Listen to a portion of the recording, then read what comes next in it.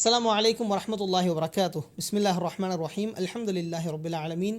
வஸ்ஸலாத்து வஸ்ஸலாமு அலா சய்யிதினா முஹம்மதின் வ அலா ஆலிஹி வ ஸஹ்பிஹி அஜ்மஈன். அம்மா பஅத். கண்ணியத்திற்குரிய அல்லாஹ்வின் அடியார்களே, கடந்த எபிசோடில் யங்ஸ்டர்ஸ் ஃபேஸ் பண்ணக்கூடிய ப்ராப்ளம்ஸை பற்றியும் குர்ஆன் சுன்னா எந்த அளவுக்கு நமக்கு சொல்யூஷனாக இருக்குது அப்படின்றத பற்றியும் பார்த்தோம். அந்த வரிசையில் இந்த பாட்காஸ்ட்டில் சூரத்துல் யூசுஃபை பற்றியான ஒரு டீட்டெயிலான கான்வர்சேஷன் நம்ம பார்க்க போகிறோம். அதற்கு ஷேக் அப்துல் பாசித் புகாரி அவர்களோடு இந்த பாட்காஸ்ட்டில் இணைவோம். அஸ்ஸலாமு அலைக்கும் வரஹ்மத்துல்லாஹி வபரகாத்துஹு. வலைக்கும் அஸ்ஸலாம் வரஹ்மத்துல்லாஹி வபரகாத்துஹு. கைஃபுல் ஹால் யா ஹபீப்? அல்ஹம்துலில்லாஹ், நல்லா இருக்கேன். எப்படி இருக்கீங்க? நல்லா இருக்கேன் ஹபீப். இப்போ லாஸ்ட் கான்வர்சேஷனுடைய கண்டினியூவேஷனாக நம்ம இதை பார்க்குறோம். நிறைய விஷயங்கள் நம்ம பார்த்தோம். குர்ஆனும் சுன்னாவும் எந்த அளவுக்கு நமக்கு ஒரு ஊன்றுதலாக இருக்குது அப்படின்றத பார்த்தோம். குர்ஆனில் சூரத்துல் யூசுஃப் அப்படின்றது முக்கியத்துவப்படுத்தப்படுது. ஏன்னா பல நபிமார்களுடைய இடத்துல நபி வரலாறு சொன்னாலும் சூரத்துல் யூசுஃப் மட்டும் நபி ஸல்லல்லாஹு அலைஹி வஸல்லம் அவர்களுக்கு ஏன், எப்போது, குறிப்பாக எதற்காக இறக்கப்பட்டுச்சு? பிஸ்மில்லாஹிர் ரஹ்மானிர் ரஹீம். சூரா யூசுஃபை பொறுத்த வரைக்கும் அல்லாஹ் குர்ஆனில் நபிமார்களுடைய வரலாற்றிலிருந்து வித்தியாசப்படுத்தி முழுமையான ஒரு நபியுடைய வரலாற்றை அல்லாஹ் ஒரே சூறால அல்லாஹ் இறக்குன ஒரு சூறால சூரா யூசுஃப் முக்கியமானது. ரசூலுல்லாஹி ஸல்லல்லாஹு அலைஹி வஸல்லமுக்கு சூரா யூசுஃப் எதற்காக முழுமையாக இறக்கப்பட்டுச்சுன்னா, அல்லாஹ்வுடைய தூதர் ஸல்லல்லாஹு அலைஹி வஸல்லமுடைய வாழ்க்கையும் நபி யூசுஃபுடைய வாழ்க்கையும் ஒத்து பார்த்தீங்கன்னா ஒரே மாதிரி இருக்கும். அவங்க அனுபவித்த சோதனைகளும் இவங்க ரசூலுல்லாஹி ஸல்லல்லாஹு அலைஹி வஸல்லம் அனுபவித்த சோதனைகளும் ஓரளவு ஒத்து போகும். ரசூலுல்லாஹி ஸல்லல்லாஹு அலைஹி வஸல்லமுடைய வாழ்க்கையில் இந்த ஒரு சூறாவின் மூலியமாக அல்லாஹ் நிறைய இடங்களில் வழிகாட்டணும்னு நாடுறான். இது நான் இப்போ சொல்லக்கூடிய ரசூலுல்லாஹி ஸல்லல்லாஹு அலைஹி வஸல்லமுடைய ஆரம்ப காலத்தில் இருந்து ரசூலுல்லாஹ்வுடைய மரணம் வரைக்கும் அல்லாஹ்வுடைய தூதர் இந்த வரலாற்றிலிருந்து எப்படி பாடம் எடுத்தாங்கிறது நம்ம போக போக பேசும்போது நமக்கு புரிய வரும். ரசூலுல்லாஹி ஸல்லல்லாஹு அலைஹி வஸல்லமுடைய வாழ்க்கையில் மிக முக்கியமான காலகட்டம் மக்காவுடைய ஆரம்ப காலம். ரசூலுல்லாஹி ஸல்லல்லாஹு அலைஹி வஸல்லம் அவங்கள நபித்துவத்துக்கு முன்னாடி மக்காவாசிகள் அல் அமீன் அஸ்ஸாதிக்னு சொன்னாங்க, உண்மையாளர், நேர்மையாளர்னு சொன்னாங்க. அவங்கள அரவணைச்சு கொண்டாங்க. தங்களுக்கு வரக்கூடிய பிரச்சனைகளில் கூட தீர்ப்பு சொல்றதுக்கு நபித்துவத்துக்கு முன்னாடி இருந்த முஹம்மது ஸல்லல்லாஹு அலைஹி வஸல்லம் காபாவுடைய கல்லை எடுத்து வைக்கிறதுக்கு குறைஷிகள் அல்லாஹ்வுடைய தூதரை தான் தேர்ந்தெடுத்தாங்க. வரக்கா இப்னு நௌஃபல்கிட்ட போய் அல்லாஹ்வுடைய தூதர் நபித்துவத்தை எடுத்து வைக்கும்போது, நபித்துவத்தை பற்றி அவங்க செவிமடுக்கும் போது வரக்கா இப்னு நௌஃபல் சொன்ன ஒரு வார்த்தையை ரசூலுல்லாஹி ஸல்லல்லாஹு அலைஹி வஸல்லம் நம்பலை. வரக்கா இப்னு நௌஃபல் சொன்னாங்க, எந்த சமூகம் உங்களை அரவணைக்குதோ அதே சமூகம் உங்களை விரட்டும்னாங்க. அது ரசூலுல்லாஹி ஸல்லல்லாஹு அலைஹி வஸல்லம் ஏற்றுக்கொள்ள முடியல. எப்படி என் மக்கள், என் மக்காவாசிகள், என் குறைஷிகள், என் குடும்பத்தார்கள் எப்படி என்னை விரட்டுவாங்கன்னு நினைச்சாங்க. அல்லாஹ்வுடைய தூதர் நபித்துவத்தை எடுத்து வைக்க ஆரம்பித்த உடனேயே அபூலஹப் என்ன சொன்னா, நபியே நீ நாசமாவீராக, முஹம்மதே நாசமாவீராக, அல்லாஹ் வசனம் இறக்கணும், தப்பத் யதா அபி லஹபி வதப். அபூலஹபுடைய அந்த வார்த்தைக்கு அப்புறம் ரசூலுல்லாஹி ஸல்லல்லாஹு அலைஹி வஸல்லம் அவங்க அதை ஏற்றுக்கொள்ள முடியல. அவங்களால தன் குடும்பத்தார் தன்னை சபிக்கிறாங்க. ரசூலுல்லாஹி ஸல்லல்லாஹு அலைஹி வஸல்லமுடைய வாழ்க்கையில் 2 ஆண்டுகள் ஏற்படுது. மக்காவுடைய காலத்தில் 2 ஆண்டுகள் ரசூலுல்லாவையும் அவங்களோட இஸ்லாமை ஏற்றுக்கொண்ட எல்லாரையும் ஒதுக்கி வச்சுறாங்க மக்காவாசிகள். நீங்கள் ஒதுங்கி போயிருங்கன்னு சொல்லி, எங்களுக்கும் இடையில வியாபார தொடர்போ, வணிக தொடர்போ, உணவு தொடர்போ, திருமண தொடர்போ எதுவுமே கிடையாது. சஹாபாக்கள் சொல்கிறாங்க, அந்த 2 ஆண்டுகளை பற்றி, அபூ தாலிபுடைய பள்ளத்தாக்கில் இருந்த 2 ஆண்டுகளை பற்றி, எங்களுடைய குழந்தைகளுக்கு பால் கொடுக்கறதுக்கு எங்களுடைய பெண்களுடைய மார்பில் பால் சுரக்காது. குழந்தைகள் அழகக்கூடிய சப்தத்தோடு தான் நாங்கள் இரவுடைய தூக்கத்தை எடுத்துக்கொள்வோம். ஆட்டின் புழுக்கைகளை சாப்பிட்டு, நாங்கள் இலைத்தலைகளை சாப்பிட்டு எங்களுடைய வயிற்றை ஆட்டிக்கொண்டோம். அவ்வளவு கொடுமையான நிகழ்வுகளை 2 ஆண்டுகள் ரசூலுல்லாஹி ஸல்லல்லாஹு அலைஹி வஸல்லம் சந்திச்சாங்க. அது மட்டுமல்ல, அல்லாஹ்வுடைய தூதரை நபித்துவத்துக்கு முன்னாடியும் நபித்துவத்திற்கு பிறகும் செல்வத்தாலையும் உடலாலையும் தன்னுடைய வாழ்க்கையாலையும் அரவணைச்சு கொண்டவங்க யார்? ஹதீஜா ரலியல்லாஹு அன்ஹா, அல்லாஹ்வுடைய தூதர் ஸல்லல்லாஹு அலைஹி வஸல்லம் உடைய மனைவி இல்லையா? நபித்துவத்துக்கு முன்னாடியும் அவங்க தான் அல்லாஹ்வுடைய தூதருக்கு உறுதுணையாக இருந்தாங்க. செல்வத்தாலையும் உடலாலையும் சரி, தன்னுடைய வாழ்வு முழுவதாலையும் சரி. அதனால தான் ரசூலுல்லாஹி ஸல்லல்லாஹு அலைஹி வஸல்லம் எல்லா மனைவிமார்களும் ஹதீஜாவை பற்றி நினைவு கூறும்போது கொஞ்சம் இடைஞ்சல் கொடுக்கும்போது ரசூலுல்லாஹ் சொன்னாங்க, ஹதீஜாவோட யாரும் ஒத்து போக முடியாது உங்களில். அவங்களால அல்லாஹ் அவங்க மூலியமாக தான் அல்லாஹ் செல்வத்தாலையும் உயிராலையும் என்னை அரவணைத்து கொண்ட அந்த பெண் மூலியமாக தான் அல்லாஹ் எனக்கு குழந்தைகளையும் ஏற்படுத்தினான்னு அவங்களுடைய பெருமையை பேசினாங்க. கடைசி காலத்தில் கூட அந்த ஹதீஜா ரலியல்லாஹு அன்ஹா அல்லாஹ்வுடைய தூதர் இஸ்லாமை எடுத்து வைக்கும்போது செல்வத்தால் ஒதுக்கி வைக்கப்படும் முழு செல்வத்தையும் அல்லாஹ்வுடைய தூதருக்கு கொடுத்தாங்க. தன்னுடைய முழு ஒத்துழைப்பையும் அல்லாஹ்வுடைய தூதர் ஸல்லல்லாஹு அலைஹி வஸல்லம் கொடுத்தாங்க. அவங்க தான் வரக்கா இப்னு நௌஃபல்கிட்ட அழைச்சிட்டு போய் நபித்துவத்துடைய செய்திகளை சொல்லி, நபியே உங்களை அல்லாஹ் கைவிட மாட்டா அப்படின்னு சொல்லி ஆறுதல் சொன்னாங்க அல்லாஹ்வுடைய தூதருக்கு. தனக்கு உறுதுணையாக பக்கமலமாக இருந்த ஒரு உறவை அல்லாஹ் எடுக்கிறான். ஹதீஜா ரலியல்லாஹு அன்ஹா மரணமாயிடுறாங்க. அவங்களுக்கு ஹதீஜாவுக்கு அப்புறம் அல்லது அதுக்கு மேலேயே ஆறுதலாக இருந்தவங்க அபூ தாலிப், அவங்களுடைய தந்தையின் உறவினர், தந்தையுடைய சகோதரர். அவங்களுடைய சாட்சா அவங்க இருக்கிற வரைக்கும் மக்காவாசிகள் ரசூலுல்லாவுக்கு பக்கமே வர முடியாது, நெருங்க கூட முடியாது. அபூதாலிப் இருக்கிற வரைக்கும் ரசூலுல்லாவை யாரும் எதுவும் செய்ய முடியாது, சொல்ல முடியாது. அவங்கள்ட்ட வந்து தான் சொல்லுவாங்க, ரசூலுல்லாவை கொஞ்சம் அமைதியாக இருக்க சொல்லுங்க அப்படின்னு சொல்லி. அபூதாலிப் தான் ரசூலுல்லாட்ட சொல்லுவாங்க, கொஞ்சம் விட்டுருப்பான்னு சொல்லி. என் சூரியனை வலது கரத்தில் கொடுத்தாலும் சந்திரனை இடது கரத்தில் கொடுத்தாலும் சரி, ஒருபோதும் இந்த லா இலாஹ இல்லல்லாஹ் நான் விலக மாட்டேன்னு சொல்ல அபூதாலிப்ட்ட தான் சொன்னாங்க. அல்லாஹ் அந்த ஒரு துணையும் அகற்றிடுறான், அபூதாலிபும் மரணமாயிடுறாங்க. அதுக்கப்புறம் யார் நமக்கு உறுதுணையாக இருப்பா? சரி, நம்முடைய குடும்பத் தலைவர்கள் தாயிஃபில் வசிக்கிறாங்க, தாயிஃபுக்கு போவோம், தாயிஃபில் போய் நம்ம போய் எடுத்து வைப்போம் செய்தின்னு சொல்லி தாயிஃபுக்கு பயணம் மேற்கொள்கிறாங்க. அங்கேயும் உறவினர்கள் வாயால் சொல்கிறாங்க, வேறு ஆள் கிடைக்கல அல்லாஹ்வுக்கு உங்களை தவிர நபியா தேர்ந்தெடுக்கிறதுக்குன்னு சொல்லி உடஞ்சு போயிடறாங்க. ரசூலுல்லாஹ் சிறுவர்களை கொண்டும் வாலிபர்களை கொண்டும் கல்லால் எறிஞ்சு விரட்ட சொல்கிறாங்க. அல்லாஹ்வுடைய தூதரை, அல்லாஹ்வுடைய தூதர் ஸல்லல்லாஹு அலைஹி வஸல்லமுடைய முகமெல்லாம் ரத்தமாகிறது, காலெல்லாம் ரத்தமாகிறது. ரசூலுல்லாஹி ஸல்லல்லாஹு அலைஹி வஸல்லம் கவலையோட மக்காவை நோக்கி திரும்பி வர்றாங்க. இப்படி ரசூலுல்லாஹி ஸல்லல்லாஹு அலைஹி வஸல்லமுடைய வாழ்க்கையில் ஹதீஜாவுடைய மரணம் ரலியல்லாஹு அன்ஹு, அபூதாலிபுடைய மரணம், தாயிஃபுடைய விரட்டல், 2 ஆண்டுகளுடைய அந்த சிறைவாசம், ரசூலுல்லாஹ்வுடைய எல்லாம் பறிக்கப்பட்டுடுச்சு. கண்ணியமாக வாழ்ந்தாங்க அல்லாஹ்வுடைய தூதர், கண்ணியத்தை எடுத்துட்டாங்க மக்காவாசிகள். உரிமையோடு வாழ்ந்தாங்க மக்கால குடும்பத்தார்கள், உரிமை பறிக்கப்பட்டுடுச்சு. உறவுகளுடைய இழப்புகள் எல்லாம் நடக்குது. ரசூலுல்லாஹ்வுக்கு ஒரு பெரிய இருள் சூழுது. இப்போ இந்த இருள்ல இருந்து அல்லாஹ்வுடைய தூதருக்கு வழிகாட்டணும். இதே இருள் தான் யூசுஃபையும் சூழ்ந்துச்சு. அவங்க தான் அழகு, உலகத்தில் படைக்கப்பட்ட அழகுலேயே பாதி அழகோட படைக்கப்பட்ட நபின்னு சொல்லி மேராஜில் யூசுஃபை பார்த்தோன்னு ரசூலுல்லாஹி ஸல்லல்லாஹு அலைஹி வஸல்லம் சொன்னாங்களா இல்லையா? யாக்கூப் அலைஹிஸ்ஸலாமுடைய பிள்ளைகள்லேயே யாக்கூப் அலைஹிஸ்ஸலாமுக்கு விருப்பமான பிள்ளை யார்? யூசுஃப் அலைஹிஸ்ஸலாம். ரசூலுல்லாஹி ஸல்லல்லாஹு அலைஹி வஸல்லம் நபி யூசுஃபை பற்றி சொல்லும்போது நபியின் மகன் நபி, கரீம் இப்னு கரீம், கண்ணியமிக்கவரின் மகன், கண்ணியமிக்கவர் யார்? இப்ராஹிம் அலைஹிஸ்ஸலாமுடைய மகன் இஸ்ஹாக்குடைய மகன் யாக்கூபுடைய மகன் யூசுஃப். ஒரு நபியுடைய அந்தஸ்தில், நபிமார்களுடைய வம்சத்தில், நபியுடைய அந்தஸ்திலேயே பிறக்கக்கூடிய ஒரு குழந்தை அது. எல்லாம் இருந்தது. ஆனால் அவங்களுடைய சகோதரர்கள் திட்டம் தீட்டி அவங்கள விரட்டி ஒதுக்கி தந்தையை விட்டு பிரித்து ஒரு இருளில் கொண்டு போய் சேர்த்துறாங்க.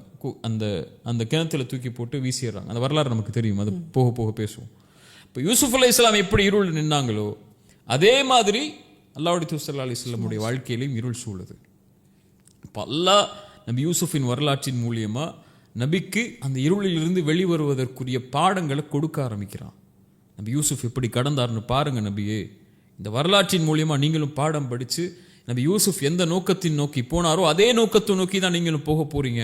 அதனால் தயாராகுங்கன்னு அல்லாஹ் நபிக்கு வழிகாட்டுவதற்காக அந்த கவலையின் ஆண்டுகளில் இறக்கப்பட்ட சூறா தான் நபி யூசுஃப் அலைஹிஸ்ஸலாமுடைய சூறா. அல்ஹம்துலில்லாஹ். ஹபீப், இந்த நபி ஸல்லல்லாஹு அலைஹி வஸல்லம் இவ்வளோ சிரமங்களை தாண்டி வந்திருக்காங்க அப்படின்றத பார்த்தோம்.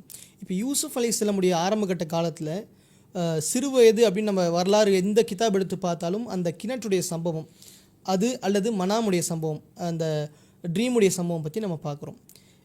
எந்த அளவுக்கு இந்த ட்ரீமுடைய சம்பவம் ஏன் நமக்கு இவ்வளவு விஷயத்தை ஏற்படுத்த தாக்கத்தை?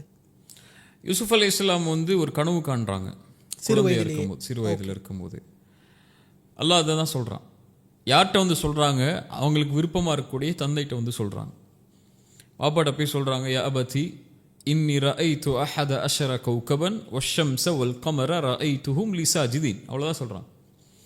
என் தந்தையே ஒரு கனவு பார்த்தேன். அந்த கனவுல சூரியனும் சந்திரனும் 11 நட்சத்திரங்களும் எனக்கு முன்னால் பணிகிறது, சஜிதா செய்கிறது, பணிந்து நிற்குது. இந்த கனவை நான் பார்க்குறேன் அப்படின்னு சொல்லி நபி யூசுஃப் அலைஹிஸ்ஸலாம் தன்னுடைய தந்தை யாக்கூப்கிட்ட போய் சொல்கிறாங்க. ஏன் அல்லாஹ் இந்த கனவை நபி யூசுஃபுக்கு ஏற்படுத்துகிறான் அப்படின்னா, இந்த கனவு தான் அவங்களுடைய வஹியுடைய துவக்கம். நபிமார்களுக்கு கனவின் மூலமாக அல்லாஹ் வஹியுடைய செய்திகளை கொண்டு வருவான். நபிமார்களுடைய கனவுகள் வஹி, நடக்க போகிற விஷயத்தை தான் நபிமார்களுக்கு அல்லாஹ் கனவாக கொண்டு வருவான். நம்மள மாதிரி கெட்ட கனவு நல்ல கனவுகள் எல்லாம் நபிமார்களுக்கு கிடையாது. நபிமார்களுக்கு எல்லா கனவுமே அல்லாஹ்வின் புறத்திலிருந்து வருவது.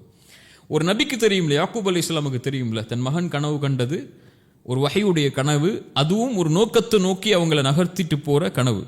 இதுதான் நபி யூசுஃபுடைய நோக்கம், வாழ்க்கையுடைய நோக்கத்தை அல்லாஹ் கனவாக காட்டிட்டான்.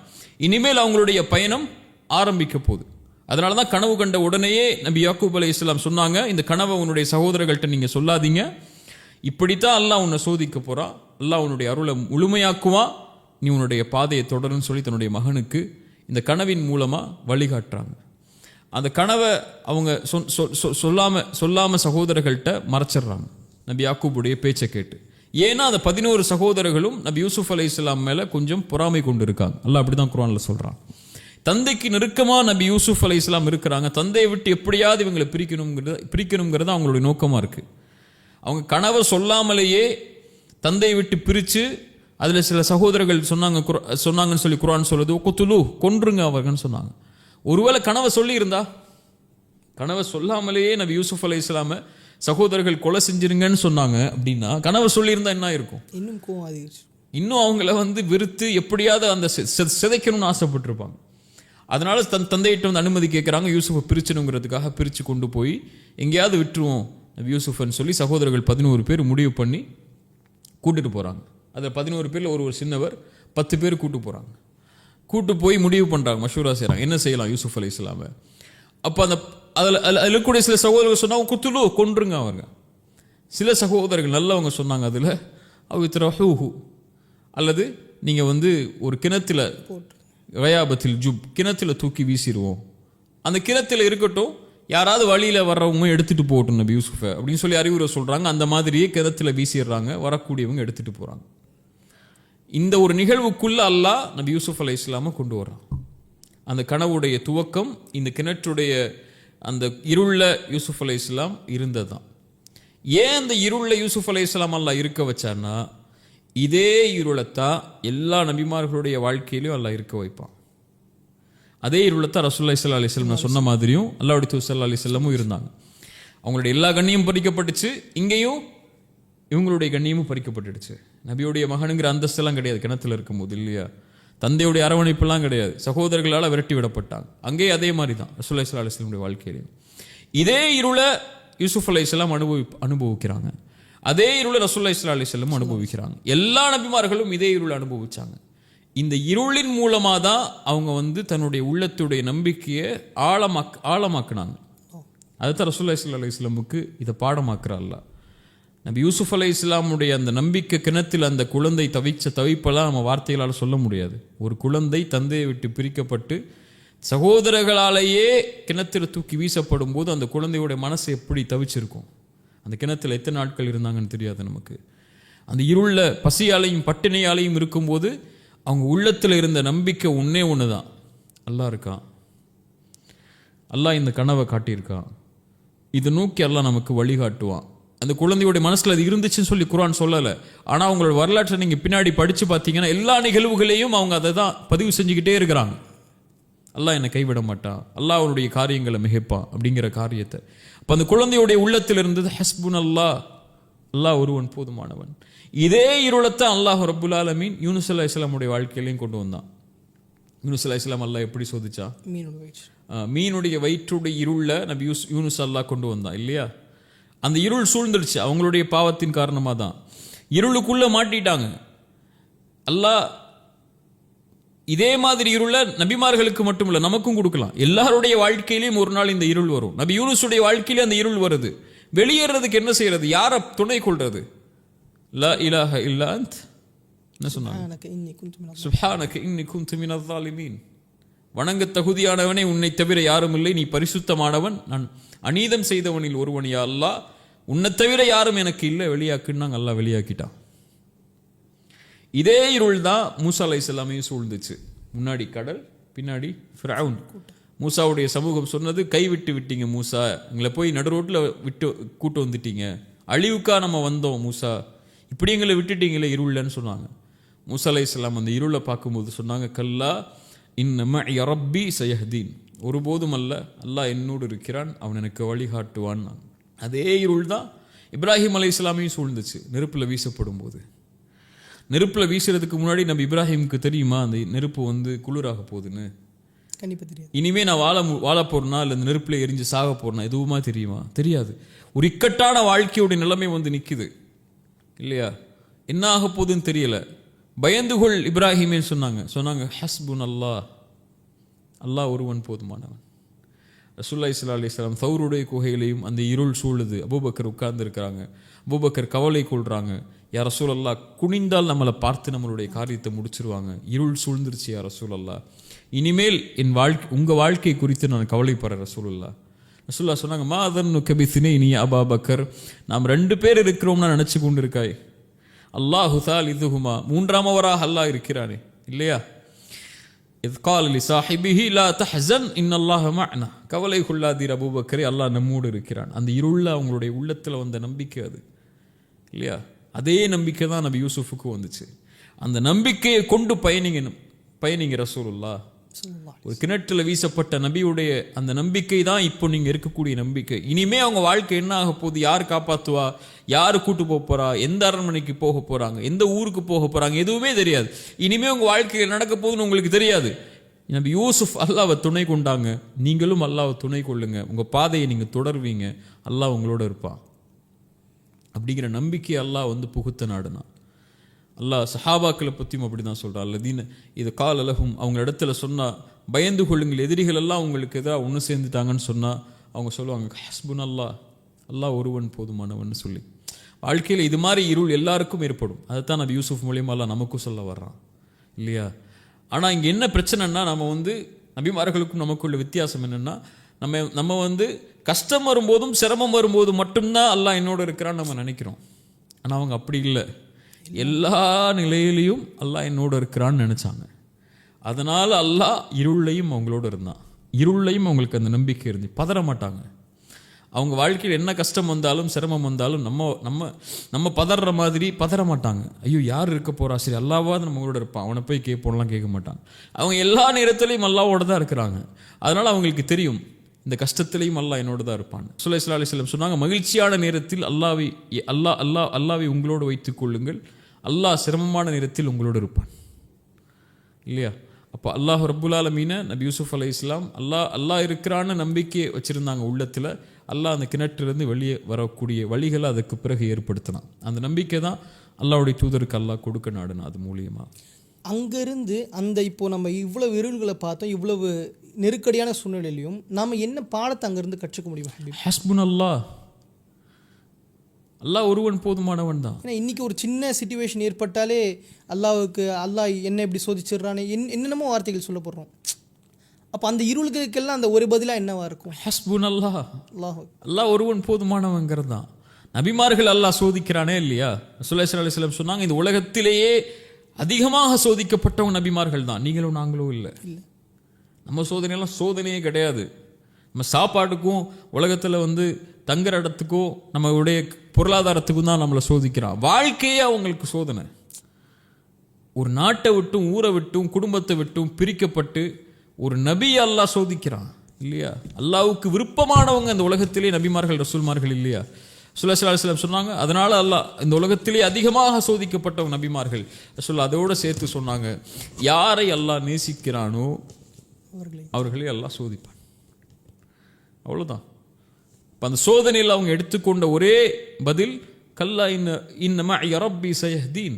எப்படி அல்லாஹ் என்னை விடுவான், இங்கே கொண்டு நிறுத்தி அவன் யார்? அல்லாஹ். அந்த கனவை அல்லாஹ் காட்டிட்டான் எனக்கு, அதை நோக்கி நான் போக போகிறேன். நபி யாக்கூப் சொல்லிட்டாங்க, கதாலிக யஜ்தபீக ரப்புக வ யுஅல்லிமுக மின் தஅவீலில் அஹாதீஸ். இப்படி தான் அல்லாஹ் உன்னை சோதிப்பான், இப்படி தான் அல்லாஹ் உன்னை தேர்ந்தெடுப்பான், இப்படி தான் அல்லாஹ்வுடைய நிஅமத்தை பூர்த்தி செய்வா, கனவுடைய விளக்கத்தை அறிவிப்பா அல்லாஹ் உனக்கு, நீ போய்கிட்டே இருந்துட்டாங்க. சகோதரர்கள்ட்ட மட்டும் சொல்லிடாத, இதை யார்ட்டையும் வெளிப்படுத்திடாத, அது நோக்கம். நீ கிளம்புன்னு சொல்லிட்டாங்க. கிளம்புன்னு சொன்னது நபி யாக்கூப். அல்லாஹ் வஹீயின் மூலமாக கனவு கொடுத்துட்டான், அதை நோக்கி தான் நான் போகிறேன். அப்போ அல்லாஹ் என்னோடு இருப்பான் இல்லையா. அதுதானே இப்ராஹிம் அலைஹிஸ்ஸலாம் அவங்களுடைய மனைவி அவங்களுடைய மகனை அந்த பாலைவனத்தில் விட்டு வரும்போது, கைரிதி ஸர்இன் இந்த பைத்திக்கல் முஹர்ரம், யா அல்லாஹ் அந்த ஹரமுடைய பகுதியில் விட்டு வர்றான், எந்த புல் பூண்டுகளும் கிடையாது, ஒன்றுமே கிடையாது, ஒரு பாலைவனத்தில் ஒரு பெண்ணையும் ஒரு குழந்தையும் விட்டுட்டு போக சொல்கிறான் அல்லாஹ். இப்ராஹிம் அலைஹிஸ்ஸலாம் கொண்டு விட்டுட்டாங்க. என்ன கிடைக்க போ? நம்மள இருந்து என்ன நினைப்போம்? யார் நமக்கு உதவிக்கு வருவா, எந்த ஊருக்கார வருவா, அந்த ஊருக்கார வருவானா, அந்த இடத்துல தண்ணி சாப்பாடு கொண்டு வருவாங்களா, இங்கேருந்து சாப்பாடு கொண்டு வருவாங்கன்னு நினைப்பாங்க. திரும்பி போகும்போது ஹாஜர் அலைஹிஸ்ஸலாம் கேட்ட ஒரே பதில், கணவனை பார்த்து இப்ராஹிம் அலைஹிஸ்ஸலாம் பார்த்து, அல்லாஹு அமரக பிஹாதா, அல்லாஹ் உங்களை கொண்டு விட சொன்னது இப்ராஹிம். அவங்க திரும்பி ஆம் அவ்வளோதான் சொன்னாங்க. ஏன் அல்லாஹ் விட சொன்னா? இப்படி ஒரு பாலைவனத்தில் விட சொல்லிட்டானே, நாங்கள் என்ன செய்ய போகிறோம், இனிமேல் என்ன போகுது என் வாழ்க்கை, இப்படி கொண்டு வந்தீங்களே, இது பண்ணிட்டீங்களே. அதெல்லாம் ஒன்றுமே கிடையாது. சொன்னது அல்லாவா? இந்த நேரத்தில் கொண்டு வந்து நிப்பாட்டினது அல்லாவா? என் விதியை விதிச்சது அல்லாவா? இந்த நிலைமைக்கு கொண்டு வந்து நிப்பாட்டணும்னு அல்லாஹ் முடிவு செஞ்சு வச்சிருக்கானா கதர்ல? ஃபைதன்லா யுதையனா, அப்படின்னா அல்லாஹ் எங்களை கைவிட மாட்டான், பூங்கன்ட்டான். இதுதான் அந்த கிணற்றில் இருக்கும்போது அல்லாஹ் என்னை கைவிட மாட்டாங்கிற நம்பிக்கை. ரசூலுல்லாஹ்வுக்கும் அதே தான், லா தஹ்சனின் அல்லாஹ் மஅனா. மூசா அலைஹிஸ்ஸலாமுக்கும் அதான், ஹாஜர் அலைஹிஸ்ஸலாமுக்கும் அதான், எல்லாருக்கும் அதான். அல்லாஹ் உலகமே ஒன்று சேர்ந்து நலவு செய்ய நாடினாலும் யாரும் அல்லாஹ் நடமை செய்ய முடியாது. உலகமே ஒன்று சேர்ந்து கெடுதலை செய்ய நாடினாலும் அல்லாஹ் நடமை செய்ய முடியாது. என்ன இருள்? அல்லாஹ் போக்குவாங்கிற நம்பிக்கை மட்டும்தான் நமக்கு வழிகாட்டும் இந்த நேரத்தில். ஹஸ்புன் அல்லாஹ், அதை விட பெரிய மருந்து கிடையாது. ஹபீப், இன்னொரு பகுதியாக நம்ம பார்க்கக்கூடிய மிக முக்கியமான டாபிக் அந்த பெண்ணுடைய சம்பவம். அந்த பெண் அழிக்கும் பொழுது யூசுப் அலைஹிஸ்ஸலாம் செய்த அந்த செயல் மிகப்பெரிய ஒரு அத்தாட்சியாக மாறியிருக்கு. அந்த சம்பவத்திலிருந்து நாம் என்ன பெற்றுக்கொள்ளலாம்? அதன் மூலியமாக என்னென்ன விஷயங்களை நாம் கற்றுக்க முடியும்? ரெண்டு விஷயம் எனக்கு அந்த வரலாற்றை படிக்கும்போது புரிய வருது. அறிஞர்களும் அந்த தஃப்சீரில் பதிவு செஞ்சுருக்காங்க. ரெண்டு காரணத்துக்காக அந்த பாடத்தெல்லாம் நமக்கு புகட்டுறான் யூசுப் அலைஹிஸ்ஸலாம் மூலியமாக. ஒன்று, முதலாவது அதுதான், யூசுப் அலைஹிஸ்ஸலாமுக்கு அல்லாஹ் நோக்கத்தை நிர்ணயிச்சிட்டான். 11 நட்சத்திரங்கள், ஒரு சூரியன் சந்திரன் உங்களுக்கு முன்னாடி பணிந்து நிற்கும் ஒரு நாள், அது வர்ற வரைக்கும் போய்கிட்டே இருங்க. போகக்கூடிய பாதையில் அல்லாஹ் சில சோதனைகளை கொடுப்பான். இலக்கை அல்லாஹ் நிர்ணயிச்சிட்டான். இலக்கை நோக்கி போகும்போது அல்லாஹ் சோதிக்காம எப்படி அந்த இலக்கை கொண்டு போவான்? அல்லாஹ் ஈமான் கொண்டவர்களை தான் அல்லாஹ் சோதிப்பான். யார் அல்லாஹ்வுக்கு உண்மையா இருக்கா, யார் பொய்யர்களா இருக்கா அல்லாஹ்வுக்கு தெரியும். இருந்தாலும் அல்லாஹ் சோதிச்சால நிரூபிக்க நாடுவான். அப்படி அல்லாஹ் நபி யூசுஃபை சோதிக்கிறான் ஒரு பாவத்தை கொண்டு. அல்லாஹ் பாவத்தை கொண்டு கூட சோதிப்பான் ஈமான் கொண்டவங்களை. நல்லா புரிஞ்சுக்கணும். அல்லாஹ் காப்பாத்திடுவான். அல்லாஹ் சொல்ற அல்லாஹ் காப்பாத்திடுவான், ஆனா சோதிப்பான். என்ன அல்லாஹ் சோதிக்கிறான்? அவங்க சந்தையில் போய் விலை பேச போகிறான். கிணத்துலேருந்து தூக்கிட்டு ஒரு வாணிப குழு போகுது, சந்தையில் போய் விலை பேசுகிறாங்க. ஒரு அரண்மனையுடைய மந்திரி ஒருத்தர் ஏன் வீட்டுக்கு கூட்டு போகிறோன்னு சொல்லி வீட்டுக்கு கூட்டு போய் அவங்க மனைவிட்ட போய் சொல்கிறாங்க, இப்படி ஒரு அழகான குழந்தை கிடச்சிருக்கு, குழந்தை மாதிரி வளர்ப்போம், பணிவிடை செய்வார், நலவு செய்வார் நமக்குன்னு. ஆனால் அந்த பெண் நபி யூசுஃபுடைய அழகை பார்த்தோன்னா மாறிடுறாங்க. இதை எப்படி நான் மகனாக பார்க்கறது? இவர் மேலே எனக்கு கவர்ச்சி இருக்குது. கதவுகள் அடைக்கப்படும் போது ஹை தலக் என்னோட வந்துருங்கிறாங்க, தனிமைக்கு கூப்பிட்றாங்க. ஒரு மிகப்பெரிய பாவம் நபி யூசுப் அலைஹிஸ்ஸலாமுக்கு முன்னாடி வருது. அந்த பாவத்தின் பக்கம் நபி யூசுப் நெருங்கி இருந்தாங்கன்னா நோக்கம் போயிருக்கும், நோக்கத்தை நிறைவேற்றிருக்க முடியாது இல்லையா? அதுதான் வாழ்க்கையுடைய நோக்கத்தை நோக்கி போகும்போது பாவங்களை ஒரு மனிதன் பாவங்களால் சோதிக்கப்படும் போது அந்த டைரக்ஷனை பாவத்தின் பக்கம் திரும்பிட்டான்னா அவ்வளோதான், நோக்கத்தை மறந்துடுவான். நோக்கத்தை நோக்கி போக முடியாது அவனால், அல்லாஹ் தடுத்துருவான். இப்போ அந்த சோதனையிலேருந்து நபி யூசுப் வெற்றி பெறணும், நோக்கத்தை நோக்கி போகணும்னா அந்த பாவத்திலிருந்து தப்பிச்சு போகணும். ஷைத்தா இழுக்கிறான், அல்லாஹ் சோதிக்கிறான். என்ன செய்யறது? கால மஅதல்லாஹ், வெற்றி பெறணும் அவங்க. கால மஅதல்லாஹ், அல்லாஹ் போதும், அல்லாஹ் என்னை பாதுகாக்கட்டும் இருந்து. இன்னஹு ரப்பி அஹ்ஸன மஸ்வாய, உன் கணவர், உன் என் எஜமானர் என்னை கண்ணியமாக வச்சிருக்காரு, நான் போய் எப்படி உனக்கு இப்படி ஒரு துரோகத்தை செய்ய முடியும்? இன்னஹு லா யஃப்லிஹு ஸாலிமூன், அநீதம் செய்கிறவங்க எப்படி வெற்றி பெறுவாங்க? பெண்ணே, நான் உன்னை தாய் மாதிரி பார்க்குறேன். எந்த இருள் இருந்தாலும், எந்த கதவுகள் அடைக்கப்பட்டிருந்தாலும் ரப்பு என்ன பார்க்குறான். அவனை ஒரு வேறொரு நோக்கத்தை நோக்கி அனுப்பி வச்சிருக்கான். நான் போய் எப்படி ஹராம செய்ய முடியும்? நான் ஹராம செஞ்சுட்டா அந்த நோக்கத்தை நோக்கி போக முடியாது. அல்லாஹ் எனக்கு வச்ச ரஹ்மத்தை நோக்கி போக முடியாது இல்லையா? ரசூலுல்லாஹி ஸல்லல்லாஹு அலைஹி வஸல்லம் ஹதீஸை நினைவு கூர்றேன். ரசூலுல்லாஹி ஸல்லல்லாஹு அலைஹி வஸல்லம் சொன்னாங்க, அல்லாஹ்விடத்தில் இருப்பதை அவன் அனுமதித்த முறையில் தான் பெற்றுக்கொள்ள முடியும். அல்லாஹ் உங்களுக்கு ஒன்று வச்சிருக்கான், உங்களுக்கு அது வேணும்னா அல்லாட்ட போகணும்னா நீங்கள் ஹலாலில் போனால் தான் கிடைக்கும். ஹராமில் போய் அல்லாட்ட போய் ஒன்று வாங்க முடியாது.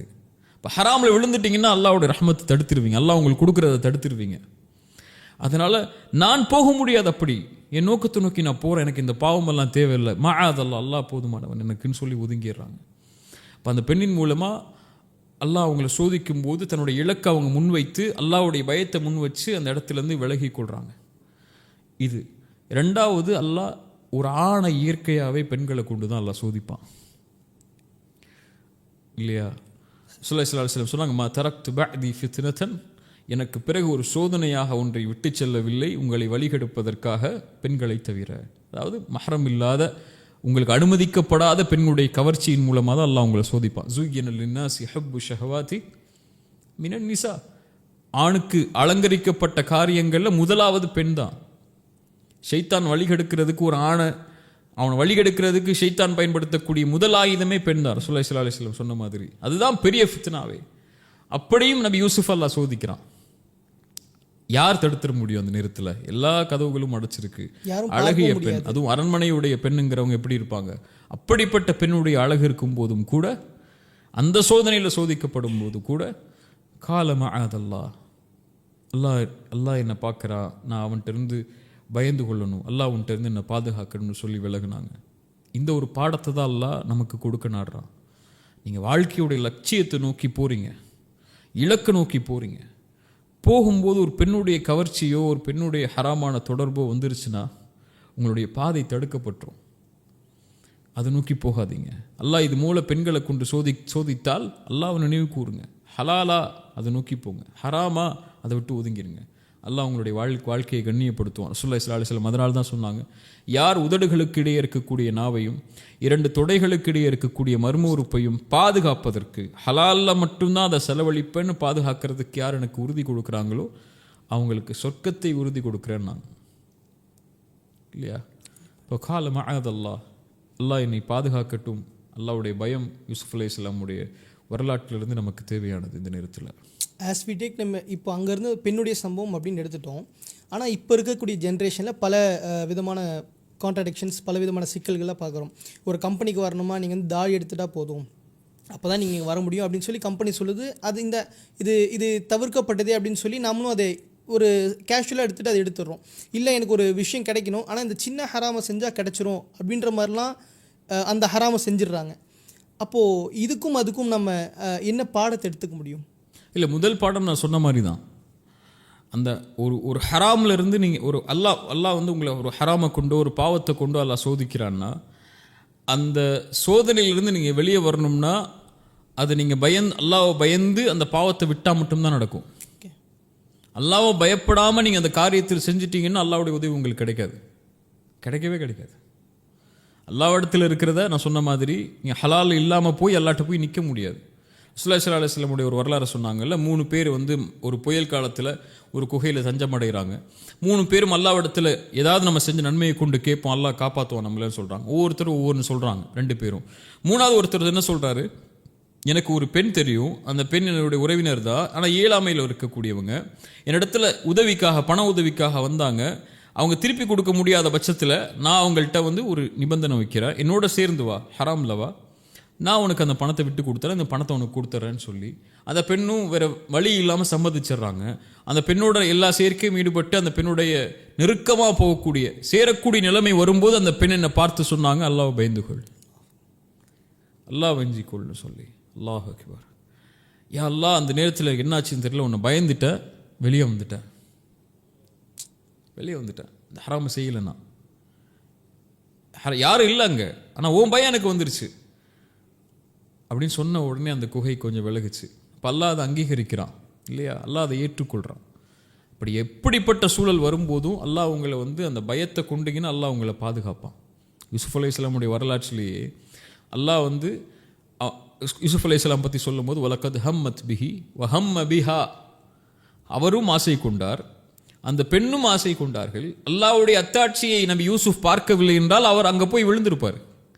அல்லாஹ் சொல்றான், கதாலிக லினஸ்ரிஃப அன்ஹு ஸூ வல் ஃபஹ்ஷா, அல்லாஹ் அப்படித்தான் மானக்கேடான காரியங்களிலிருந்தும் தடுக்கப்பட்ட காரியங்களிலிருந்தும் அல்லாஹ் அவன் விரும்பக்கூடிய அடியார்களை பாதுகாப்பான். இன்னஹு மின் இபாதினல் முஹ்லசீன். நல்லா கேளுங்க, முஹ்லிசீன் இல்லை, முஹ்லசீன். அல்லாஹ்வால தேர்ந்தெடுக்கப்படக்கூடியவர்களை. அல்லாஹ் யாரை நேசிக்கிறானோ அவங்கள அல்லாஹ் பாவத்திலிருந்து பாதுகாப்பான். அவங்க அல்லாஹ்வை நேசிக்கிறாங்க, அல்லாஹ்வை நினைவு கொள்கிறாங்க எல்லா நேரத்திலையும். இப்போ அல்லாஹ் நபி யூசுஃபை பாதுகாத்தான்.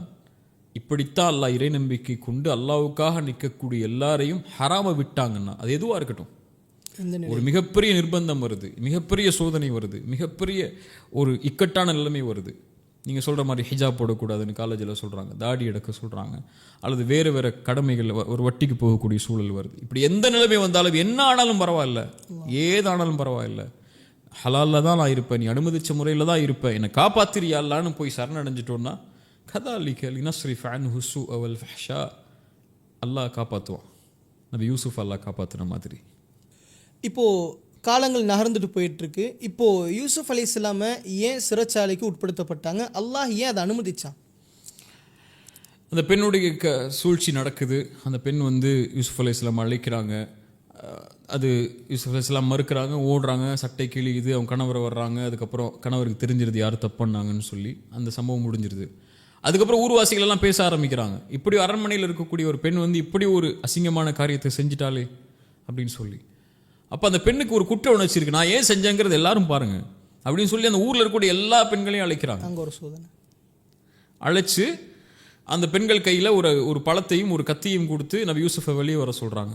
நபி யூசுஃப் வெளியே வர்றாங்க. அந்த பெண்கள் நபி யூசுஃபை பார்த்த உடனே அந்த அழகுடைய மயக்கத்தில் பழத்தை இருக்கிறதுக்கு பதிலாக கையை அறுத்துறாங்க. இவர் மலக்கு, இவர் மனிதரே கிடையாதுங்கிறாங்க. அப்போ தான் புரியுது, இந்த அழகு தான் நான் அந்த பெண்ணை கவர்ச்சிக்கு உள்ளாக்குச்சு.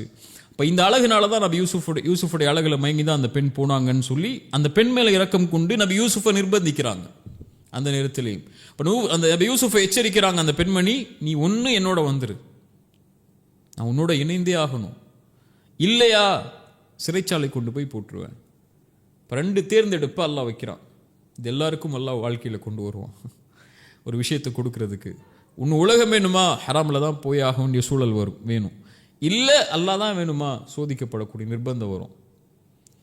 யூசுஃப் அலைஹிஸ்ஸலாம் அல்லாஹ் அழைக்கிறாங்க. குர்ஆனில் சொல்கிறார், ரப்பி அஸ்ஸிஜ்னு அஹப்பு இலைய மிம்மா யதுஊனனி இலை. யா அல்லாஹ், இந்த எல்லாரும் எதுஊனனினா ஜம, எல்லாரும் சேர்ந்து என்ன அழைக்கிறாங்க உன்னுடைய கட்டளைக்கு மாறு செய்யறதுக்கு. ஆனால் இதை விட எனக்கு சிறைச்சாலை மேலானது. யா அல்லாஹ், அப்பவும் முன் வைக்கிறாங்க பாருங்க, யா அல்லாஹ் நீ என்ன பாதுகாக்கலன்னா இந்த நேரத்தில் நான் ஏதோ என் சக்தியால் நான் வர்றேன், அல்லாஹ் சிறைச்சாலை கொடுன்னு கேட்கல. நீ என்ன பாதுகாக்கலன்னா என் நஃப்ஸ இந்த பாவத்திலிருந்து, அஸ்பு இலைஹின் அக்கும் மினல் ஜாஹிலீன், அறிவினர்களில் ஒருவனாயிருப்பேன், அவங்க பக்கம் சார்ந்திருப்பேன். நீ என்ன பாதுகாத்துட்டே அல்லாஹ், இந்த பாதுகாப்புக்கு பிறகு எனக்கு இந்த அழைப்புக்கெல்லாம் மேல எனக்கு சிறைச்சாலை மேலானதுன்னு அல்லாஹ்ட்ட கேட்குறாங்க. அல்லாஹ் என்ன சொல்றா? அப்போ அல்லாஹ்வுடைய அங்கீகரிப்பு ஏன் அங்கே இருந்தது? ஃபஸ்தஜாப லஹு, அல்லாஹ் அதை அங்கீகரித்து கொண்டான். வாழ்க்கையில் அல்லாஹ் ஒரு இடத்தை நோக்கி உங்களை நகர்த்திட்டு போகணும்னா சில பாடங்கள்லாம் அல்லாஹ் கொடுத்து தான் ஆவான்.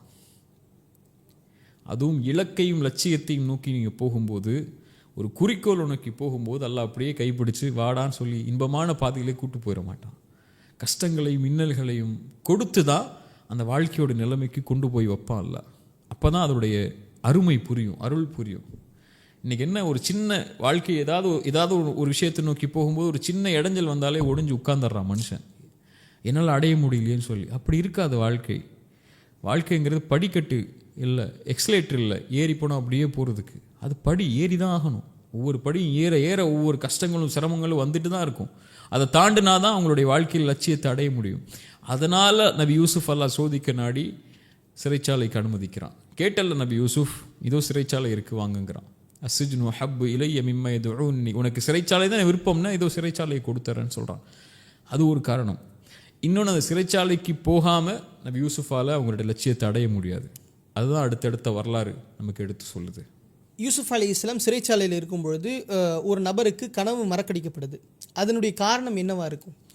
யூசுஃப் அலைஹிஸ்ஸலாம் அந்த சிறைச்சாலைக்கு போனதுக்கப்புறம் அவங்க 2 பேர் அணுகி கனவுடைய விளக்கத்தை கேட்குறாங்க.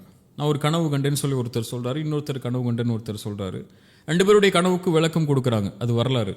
அந்த விளக்கம் கொடுத்ததுக்கப்புறம் அவங்கள்ட்ட சொல்கிறாங்க, நீங்கள் வெளியே யார் தப்பிச்சு போவாங்களோ ஒருத்தர் செத்து போயிடுறான்னு சொல்லிடுறாங்க. யூசுஃப் அலைஹிஸ், நீ இறந்து போயிடுவேன், ஒருத்தர் தப்பிச்சு போய் அரண்மனைக்கு வேலை செய்வீங்க. நீ வேலையை யார் செய்வாங்கன்னு தெரிஞ்சதோ அவங்கள்ட்ட சொன்னாங்க, உன்னுடைய அரசருக்கு அதை நினைவுபடுத்துன்னு சொல்கிறாங்க. அவர் வெளியே போயிடுறாரு. ஆனால் குர்ஆன் சொல்லுது ஷைத்தான் அதை மறக்கடிச்சிட்டான்னு சொல்லி. அல்லாஹ்வுடைய நாட்டம் தான், சோதனை தான் அது. ஷைத்தான் மறக்கடிச்சாலும் ஏன் அந்த கனவை அல்லாஹ், ஏன் அந்த விளக்கத்தை மறக்கடிச்சு நபி யூசுப் அலைஹிஸ்ஸலாம் சிறைச்சாலையிலேருந்து வெளியே போகாமல் இன்னும் பல ஆண்டுகள் சிறைச்சாலை இருக்கிறதுக்கு அல்லாஹ் காரணமாக்குனான்னா அரசருக்கு ஒரு கனவு வரணும். ஓகே. அந்த கனவு வர்ற வரைக்கும் நபி யூசுப் சிறைச்சாலையில் தான் இருந்தாகணும்.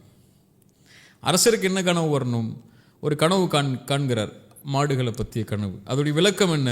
7 ஆண்டுகள் இந்த நாட்டில் செழிப்பாக இருக்க போகுது, அதுக்கப்புறம் 7 ஆண்டுகள் வறுமை வரப்போகுது. அப்போ இந்த 7 ஆண்டுகள் வறுமை வர்றதுக்கு முன்னாடி செழிப்பாக இருக்கக்கூடிய நேரத்தில் உங்களுக்கு தேவையானது போல மீதியை பாதுகாத்து வச்சு வறுமை வரக்கூடிய நேரத்தில் செலவழிங்கன்னு சொல்லி. ஒருவேளை அந்த 2 பேரில் ஒருத்தர் தப்பிச்சு போய் நபி யூசுஃபை பற்றி வெளியே சொல்லியிருந்து நபி யூசுஃப் வெளியே வந்திருந்தாங்கன்னா அந்த கனவு வர்றதுக்கு முன்னாடியே, அல்லது அவங்க வேறு ஏதாவது நாட்டுக்கு அனுப்பப்பட்டிருந்தாலோ வேறு ஏதாவது நிகழ்வுகள் நடந்திருந்தாலோ அந்த பஞ்சத்திலேயே அடிபட்டு அந்த மக்களே அந்த அந்த நாடே அழிஞ்சு போயிருக்கும் இல்லையா? பல்லா அந்த மக்களை காப்பாற்றணும், அந்த ஒரு நிகழ்வு வரணும். அந்த கனவு வந்தாதான் நபி யூசுப் அலைஹிஸ்ஸலாமுக்கு இந்த சோதனையுடைய முடிவு வரும்னு சொல்லி எல்லாம் முடிவு பண்ணிட்டான். அந்த சோதனையுடைய முடிவு தான் நபி யூசுஃபுடைய விடியல். நபி யூசுஃபுக்கு தெரியாது இந்த 2 பேருடைய கனவுடைய விளக்கத்தோடு என்னுடைய சோதனை முடிய போதுங்கிறத அவங்க காத்துட்டு இருக்காங்க. அவங்க விளக்கம் சொன்னதோட வெளியே போய் சொல்லிடுவார், நம்மளை காப்பாற்றிடுவாங்க. ஆனால் அல்லாஹ்வுடைய முடிவு அப்படி இல்லை. இன்னும் உனக்கு காலம் இருக்குது யூசுஃப், நீ வெளியே போகக்கூடிய நேரம் உன்னை கண்ணியப்படுத்தக்கூடிய நேரமாக இருக்கும், அந்த மக்களை காப்பாற்றக்கூடிய நேரமாக இருக்கும். இதுதான் நமக்கு வாழ்க்கையிலையும் ஒரு மிகப்பெரிய படிப்பினை இல்லையா? நம்ம கஷ்டம் வரும்போது சிரமம் வரும்போது ஏதோ அல்லாஹ்வை பயந்து கொள்ளக்கூடியவங்க பொறுமையாக இருக்கிறாங்க. ஆனால் ஏன் இந்த கஷ்டம் எனக்கு நீங்கள, ஏன் எனக்கு 20 வயசுலேயே அல்லாஹ் எனக்கு இதை கொடுக்கல, அவன்லாம் நல்லா இருக்கானே இவன்லாம் நல்லா இருக்கானே. இப்போ என்னுடைய வாழ்க்கைக்கு எது சரியான நேரத்தில் சரியான இடத்துல கொடுக்கணும்னு ரப்புக்கு தெரியும் இல்லையா? அந்த ரப்பு சரியான நேரத்தில் சரியான இடத்துல சரியான சூழ்நிலை வரும்போது இந்த சோதனையை நீக்கி உனக்கு அல்லாஹ் அதை தருவான். நபி யூசுஃப் எப்படி பொறுமையாக இருந்தாங்களோ அது மாதிரி நீனும் பொறுமையாக இருந்தால் அந்த நேரம் வரும்போது அல்லாஹ் அதை கொடுத்து உன்னை அந்த சோதனையிலேருந்து வெளியாக்கி அல்லாஹ் அழைச்சிட்டு போவான். அந்த ஒரு அடிப்படைக்காகத்தான் அந்த கனவை மறக்கடித்து அந்த அரசருடைய கனவு வர்ற வரைக்கும் அதுக்கு விளக்கம் சொல்லி அந்த அரசருடைய அதுக்கப்புறம் அரசவையில் அமரக்கூடிய யூசுஃப் அல்லவை ஆக்கிற வரைக்கும் அல்லாஹ் நபி யூசுஃப் அல்லாஹ் சோதிச்சான். அரசவையில் உட்கார்ந்த யூசுஃப் அலைஹிஸ்ஸலாம் என்னென்ன விஷயங்களை கையாண்டாங்க? அவங்க குடும்ப சூழ்நிலைகளை சந்திக்க வேண்டிய ஒரு சூழ்நிலை ஏற்படும் பொழுது அங்கே என்ன நமக்கு பாடம் உணர்த்தப்படுது? நபி யூசுஃப் அலைஹிஸ்ஸலாம் அல்லாஹ் சிறைச்சாலையிலேருந்து வெளியே கூட்டு வரும்போது கம்பீரமான ஒரு தோற்றத்தில் தான் அவங்க வரணும்னு நினச்சாங்க. அழைக்கும் போது வெளியே வாங்கன்னு கூப்பிடும்போது இல்லை, அந்த பெண்ணை வந்து ஒத்துக்க சொல்லுங்கன்னாங்க. என் கண்ணியத்தை எடுத்துட்டீங்கல்ல, நான் அதில் உறுதியாக இருக்கணும், என் கண்ணியத்தை திருப்பி கொடுங்க எல்லா மக்களுக்கு முன்னாடியும். அந்த பெண் வந்து நான் தான் குழம்பிட்டேன், அவர் உண்மையாளர் தான், அவர் உண்மையான சாதிக்கு தான் அப்படின்னு அந்த பெண் சொன்னாங்க. அதுக்கப்புறம் தான் நபி யூசுஃப் சிறையிலேருந்து வெளியே வந்தாங்க. வெளியே வந்த உடனே அந்த நிர்வாக பொறுப்பை வந்து கேட்குறாங்க, அந்த அரசரும் கொடுத்துட்றாரு, நீ பார்த்துக்கோ இதுன்னு சொல்லி. ஏன்? அந்த நிர்வாக பொறுப்பில் இருக்கும்போது தான் அவங்களுடைய சகோதரர்கள் வருவாங்க அவங்கள நோக்கி. அப்போதான் அந்த அவங்களுடைய 11 பேரும் அந்த 10 பேர் வருவாங்க. அதுக்கப்புறம் 11 புன்யாமீன் அழைச்சிட்டு வருவாங்க. 11 பேர் வந்து யூசுஃப் அலைஹிஸ்ஸலாம் முன்னாடி நிற்கணும். அந்த நிர்வாகத்தில் அவங்க கொடுக்கல் அந்த அந்த உணவை கொடுக்கணும், மறுபடியும் உணவை எடுக்கிறதுக்கு அவங்க வருவாங்க. அந்த நேரத்தில் அவங்க ஒரு பாத்திரத்தை அரசவையில் இருக்கக்கூடிய ஒரு பொருளை வச்சு விடுவாங்க, திருட்டு பட்டம் சொல்லுவாங்க. இந்த வரலாறு நமக்கு தெரியும். யூசுஃப் அலைஹிஸ்ஸலாமுக்கு முன்னாடி அந்த சகோதரர்களை நிப்பாட்டணும் நல்லா முடிவு செஞ்சுட்டான். அந்த பதவிக்கும் கொண்டு போயிட்டான், பல நிப்பாட்டியும் செஞ்சுட்டான். அதுக்கப்புறம் நபி யூசுஃப் அலைஹிஸ்ஸலாம் அவங்கள வந்து அந்த 2வது நிகழ்வு புன்யாமீன் அழைச்சிட்டு வந்ததுக்கப்புறம் தந்தையோடைய நிலைமையை வந்து எடுத்துகிட்டு வரும்போது அவங்க கேட்குறாங்க, எல்லா சோதனைகள்லேயும் அவங்க சகோதரர்களும் சிரமப்படும் போது இப்படி ஒருத்தருக்கு நீங்கள் செஞ்சீங்களே தெரியுமா அப்படின்னு. அப்போ அவங்க சகோதரர்கள் சொல்கிறாங்க, அந்த யூசுஃப், நீங்கள் தான் யூசுஃபான்னு கேட்குறாங்க. இப்போ சொன்னாங்க, நான் தான் யூசுஃப், அதாஹி, இதான் என்னுடைய சகோதரர் அப்படின்னு அறிமுகப்படுத்துகிறாங்க. அந்த நிலைமையை அல்லாஹ் கொண்டு வந்து நபி யூசுஃப் அலைஹிஸ்ஸலாமுக்கு முன்னாடி கொண்டு வந்து காட்ட ஆசைப்படுறான்.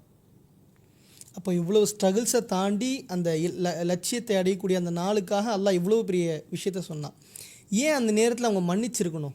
ஏன்னா என்ன வேணால் அரசவையில் இருக்காங்க, என்ன வேணால் செஞ்சுருக்கலாம், பழைய விஷயங்களில் நினைச்சு பார்த்து கூட செஞ்சுருக்கலாம். ஆனால் ஏன் மன்னிக்கப்பட்டு அல்லாஹ்வுடைய அந்த அத்தாட்சிக்கு? நபிமார்களுடைய உள்ளமாயிற்று இல்லையா? சுத்தமான தூய்மையான உள்ளம் அது. வெறுப்பையோ பகைமையோ சண்டையோ எதையும் சுமக்காத அந்த உள்ளம். அவங்க யோசிச்சு பாருங்க, அவங்க வாழ்க்கையில் அவங்க அனுபவித்த எல்லா கஷ்டத்துக்கும் அடிப்படை அந்த முன்னாடி நிற்கக்கூடிய அந்த 10 பேர் தான் இல்லையா? தந்தையிடத்திலிருந்து பிரிக்கப்பட்டதிலிருந்து, கிணத்துல வீசப்பட்டதிலிருந்து, அற்ப கிரயத்துக்கு அந்த வழிப்போக்கர்களுக்கு விலை பேசி சகோதரர்களை விற்றதிலிருந்து, தாம் கண்ணுக்கு முன்னாடியே விற்கிறாங்க. ஒரு அற்ப காசு கொடுத்துட்டு போ, இவனை தூக்கிட்டு போங்கிறாங்க. ஒரு சந்தையில் போய் விலை பேசப்படுறாங்க. ஒரு நபி யூசுஃப்னு சொல்கிற நபி, அவங்க நபியை போய் அல்லாஹ் கிணத்துல வைக்கிறான். நபியை போய் சந்தையில் விலை பேச வைக்கிறான். நபியை அல்லாஹ் ஒரு பெண்ணுக்கு முன்னாடி சோதிக்கிறான். சிறைச்சாலையில் அல்லாஹ் வாட்டுறான். இந்த எல்லா காரணத்துக்கும் அடிப்படை அவங்க சகோதரர்கள் தான். என்ன வேணாலும் நீங்கள் சொன்ன மாதிரி செஞ்சுருக்க முடியும் நபி யூசுஃபால். ஆனால் ஒரு முஃமின், அல்லாஹ்வை நம்பிக்கை கொள்ளக்கூடியவன், இந்த சோதனைகள் எல்லாம் அல்லாஹ்வின் புறத்திலிருந்து தான் வருது, இவங்கெல்லாம் மனிதர்கள் தான், நம்மளை மாதிரி பலகீனமானவர்கள் தான், என்ன செய்ய முடியும், ஷைத்தான் அவங்கள வழி கெடுத்துட்டான் அப்படின்னு நினைக்கக்கூடிய அந்த நபி, உள்ளம் சுத்தமாக இருக்கக்கூடிய அந்த நபி சொன்னாங்க, லா தஸ்ரீப அலைக்குமுல் யௌம், உங்கள் மேலே இன்னைக்கு பழி தீர்க்கப்படாது, யக்ஃபிருல்லாஹு லக்கும், உங்கள் எல்லாரையும் அல்லாஹ் மன்னிச்சிடட்டும். நான் முன்னாடி சொன்னேன், ரசூலுல்லாஹி ஸல்லல்லாஹு அலைஹி வஸல்லம் வாழ்க்கையில் என்ன அல்லாஹ் இது மூலியமாக படிப்பினை கொடுக்க நாடுறான்னு சொல்லி, இதே வார்த்தையை ரசூலுல்லாஹ் கடைசி நேரத்தில் சொன்னாங்க. ஃபத்ஹ் மக்கால உள்ளே போகும்போது குறைஷிகளை பார்த்து முஸ்லீம்கள் சொன்னாங்க, இனிமேல் எல்லா காபாவின் புனிதம் பாதுகாக்கப்படாது, மக்காவின் புனிதம் காஃபிர்களுடைய தலை வெட்டி வீசப்படும். ரசூலுல்லாஹ் சொன்னாங்க, அப்படி எல்லாம் இன்னைக்கு தான் காபாவின் கண்ணியம் பாதுகாக்கப்படும். யார் ஹம்சாவை கொன்னாங்களோ, யார் பிலால், யார் அவங்களுடைய தோழர்களான தல்ஹாவை கொன்னாங்களோ, யார் சஹாபாக்களுடைய இழப்புக்கு காரணமானாங்களோ, முஸ்அபுடைய இழப்புக்கு காரணமானாங்களோ, யார் அத்துணை ஆண்டுகள் 23 ஆண்டுகளுடைய வாழ்க்கையும் இரத்தத்தாலையும் சோகத்தாலையும் பிரிவுகளாலையும் இழப்புகளாலையும் கழிக்க வச்சாங்களோ, அந்த மக்கள் எல்லாம் ஒன்று சேர்ந்து ரசூலுல்லாஹ்வுக்கு முன்னாடி நிற்கிறாங்க கை கட்டி. ரசூலுல்லாஹ் என்ன வேணாலும் செஞ்சிருக்கலாம். நபி யூசுஃப்க்கு இருந்த பதவி மாதிரி அலைஹிஸ்ஸலாம். ரசூலுல்லாஹி ஸல்லல்லாஹு அலைஹி வஸல்லம் சொன்னாங்க, நீங்கள் என்ன நினைக்கிறீங்க என்னை பற்றி, நீங்கள் கண்ணியமானவர் யார் ரசூலல்லாஹ்னு சொல்கிறாங்க. இப்போ ரசூலுல்லாஹ் சொன்னாங்க, என் சகோதரன் யூசுஃப் எதை சொன்னாரோ அதையே நானும் சொல்கிறேன். எதுக்கு ரசூலுல்லாஹ்க்கு அந்த சூரா இருக்கணும்னு தெரியுதா? இதுக்கு தான். என் சகோதரர் யூசுஃப் சொன்ன வார்த்தையே சொல்லுகிறேன், லா தஸ்ரீப அலைக்குமுல் யௌம் அன்துமுத் துலகா, நீங்கள் விடுதலை செய்யப்படுகிறீர்கள், இன்றைய தினம் உங்கள் மீது பழி தீர்க்கப்படாதுன்னா ரசூலுல்லாஹி ஸல்லல்லாஹு அலைஹி வஸல்லம். அது சுத்தமான உள்ளம். அங்கே வெறுப்போ பகைமையோ அங்கே எதிர்ப்போ அங்கே நிற்காது. நீங்கள் ஒரு சின்ன சின்ன விஷயத்துக்கு நம்ம என்ன விஷயத்துக்கலாம், காசு எடுத்துட்டான், நஷ்டத்தை ஏற்படுத்திட்டான், என்னை பற்றி அப்படி பேசிட்டான், என்னை பற்றி பின்னாடி பேசிட்டான், என் வாழ்க்கையில் அதை செஞ்சுட்டான், என் சொத்தை எடுத்துட்டான், என்னை பற்றி இப்படி பேசுகிறான், என்னையே எதிர்த்துட்டான், சின்ன சின்ன அற்ப காரியங்களுக்கு போய் இவனை மன்னிக்க மாட்டேன், இவனை நான் ஏற்றுக்க மாட்டேன், இவனை கூட பேச மாட்டேன், முகம் கொடுத்து எத்தனை ஆனாலும் பரவாயில்ல, இவன் நாசமாக போயிடுவான், அழிஞ்சு போயிடுவான்னு சர்வசாதாரணமாக நம்ம உள்ளங்களில் வெறுப்பையும் பகைமையும் சுமந்துக்கிட்டு தான் இன்றைக்கி பலர் மூட்டை மூட்டையாக கவலைகளை சுமந்துட்டு இருக்காங்க. அவன் அப்படி இவன் இப்படி இவன் அப்படி அப்படின்னு. ரசூலுல்லாஹ்வுடைய உள்ளத்திலேயோ நபிமார்களுடைய உள்ளத்திலேயோ எந்த வெறுப்பும் எந்த பகைமையும் எந்த துரோகத்துடைய நினைவுகளும் இருக்காது. எல்லாமே நோக்கத்தை நோக்கி வழிகாட்டுறதுக்காக அல்லாஹ் கொடுக்கக்கூடிய சோதனைகள். இங்கே மனிதர்கள், நம்மளை மாதிரி மனிதர்கள், லா தஸ்ரீப அலைக்குமுல் யௌம், பழி தீர்க்கப்படாது, உங்களை மன்னிக்கட்டும் அல்லான்னு சொன்னாங்க. நபி யாக்கூப் அலைஹிஸ்ஸலாமும் அவங்க பிள்ளைங்க போய் அந்த யூசுஃப் அலைஹிஸ்ஸலாமோட நிகழ்வை பார்த்து சட்டையை தூக்கி போடும்போது கேட்குறாங்க, நாங்கள் குற்றவாளிகளாக உணர்ந்துட்டோம், எங்களை மன்னிச்சிருங்க. நபி யாக்கூபும் சொன்னாங்க, எல்லாம் தெரியும் நபி யாக்கூபுக்கு, இவங்க தான் என்னுடைய கவலைக்கும் என்னுடைய கஷ்டத்துக்கும் காரணமானவங்க, நான் உங்களுக்காக அல்லாட்ட மன்னிப்பு கேட்குறேன், நாங்கள் கவலைப்படாதீங்க என் பிள்ளைகளே. நாங்கள் எவ்வளோ அழகான குணத்தை சுமந்த சமூகம் இது. இன்றைக்கி எவ்வளோ கீழ்த்தரமாக சின்ன சின்ன விஷயங்களுக்கும் பகைமையும் வெறுப்பையும் சண்டையும் முகம் காட்டுதலையும் சலாம் இல்லை, இன்னைக்கு சின்ன சின்ன விஷயங்களுக்கு போய் அடிச்சுக்கிட்டு முஸ்லீம்களாக இருந்துக்கிட்டு வெறுப்பையும் பகைமையும் சுமந்துக்கிட்டு அல்லாஹ் பாதுகாக்கணும். இந்த சுத்தமான உள்ளத்தெல்லாம் நமக்கு தரணும். ஹபீப், இன்னொரு அழகான ஒரு சம்பவத்தை நான் பாயிண்ட் அவுட் பண்ண நினைக்கிறேன். ஆரம்பத்தில் அந்த கனவு சொல்லப்பட்டது நம்பிக்கையான தன்னுடைய தகப்பனார்கிட்ட. அந்த தகப்பனாரை பிரிஞ்சு இவ்வளவு காலம் இருந்துட்டாங்க, அரசாட்சிக்கும் வந்துட்டாங்க. நபி யூசுஃப் அலைஹிஸ்ஸலாம் அவர்களும் அவருடைய தந்தையும் சந்திக்கிற அந்த காட்சி நமக்கு எதை வலியுறுத்துது? அதுதான் கனவுடைய விளக்கம் இல்லையா? அவங்க அரசவையில் உட்கார்ந்ததுக்கப்புறம் எல்லாரையும் அழைச்சிட்டு வாங்கங்கிறாங்க. தந்தை வர்றாங்க, தாய் வர்றாங்க, அந்த 11 நட்சத்திரங்கள் 11 சகோதரர்கள் வர்றாங்க. தந்தையை சிம்மாசனத்தில் அமர வச்சுட்டு 11 பேரும் யூசுஃப் அலைஹிஸ்ஸலாம் முன்னாடி பணிகிறாங்க. இப்போ இதுதான் யூசுஃப் அலைஹிஸ்ஸலாமுடைய வாழ்க்கையுடைய நோக்கம்னு சொல்லி அல்லாஹ் அவங்களுடைய ஆரம்பத்திலே காட்டிட்டா. நபி யாக்கூபுக்கு இது புரிஞ்சிருச்சு. அதனால சொன்னாங்க, இப்படி தான் அல்லாஹ் உன்னை சோதிக்க போறா, அல்லாஹ் உன்னுடைய நியமத்தை இப்படி தான் அல்லாஹ் முழுமையாக்குவா, அந்த பாதையில் நீ சோதனையில் பயணிச்சுக்கொள், அதனை எடுத்துக்கொள்ளக்கூடிய ஆயுதம் அல்லாஹ் தான், வேறு யாரும் உன்னோட இருக்க மாட்டாங்க, யாரும் உன்னோட இல்லை. நம்ம யூசுஃபுக்கு தெரியும் யாரும் இல்லை அவங்க வாழ்க்கையில், அவங்களோட எந்த உறவும் அவங்களோட இல்லை, அல்லாஹ் ஒருவன் தான் அவங்களோட இருந்தான். அந்த அல்லாஹ் ஒருவன் அவங்களோட இருக்கும்போது அந்த பாதையில் பயணித்த நபி யூசுஃபுக்கு அல்லாஹ் ரப்புல் ஆலமீன் அந்த கனவுடைய விளக்கத்தை அவங்களுடைய தந்தைக்கு முன்னாடியும், தாய்க்கு முன்னாடியும், பிள்ளைகளுக்கு முன்னாடியும், சகோதரர்களுக்கு முன்னாடியும் அல்லாஹ் காட்டினான். இப்படி அல்லாஹ் முஃமின்களுக்கு நோக்கத்தையும் லட்சியத்தையும் கொடுக்கும்போது அல்லாஹ் சோதனைகளுக்கு பிறகு கொடுக்கக்கூடிய வெற்றி மிக பிரம்மாண்டமாக இருக்கும். ஹுதைபியா உடன்படிக்கையில் ரசூலுல்லாஹி ஸல்லல்லாஹு அலைஹி வஸல்லம் திருப்பி அனுப்பிடுறாங்க. உமர் சட்டையை பிடிக்கிறாரு, சத்தியத்தில் இருக்கிறோமா யா ரசூலல்லாஹ், இவங்கள் காஃபிர்கள், அவங்களுக்கு முன்னாடி போய் பணிஞ்சு நிற்கிறீங்க நீங்கன்னு சொல்லி. இதா ஜா நஸ்ருல்லாஹி வல் ஃபத்ஹ், குர்ஆனுடைய சூரா இறங்குது. உமர் கேட்குறாங்க, யா ரசூலல்லாஹ் இதுதான் அந்த வெற்றியாங்கிறாங்க. மக்காவுடைய வெற்றிக்கு நுழையும் போது அவங்களுக்கு அப்போ தான் புரியுது, அந்த லட்சியத்துக்காக தான் இந்த ஒரு திருப்பி அனுப்பினா அல்லாஹ். இது நேரம் இல்லை, திரும்பி போங்க, சோதிக்கப்படக்கூடிய நேரம் இன்னும் இருக்குது, சோதனை அனுபவிங்க, இன்னும் அந்த வெற்றி வரக்கூடிய நாள் வரைக்கும் காத்துருங்க. நபி யூசுஃப் எல்லா சோதனையும் அனுபவிச்சாங்க, வெற்றி வந்துச்சு, அது பிரம்மாண்டமாக இருந்துச்சு.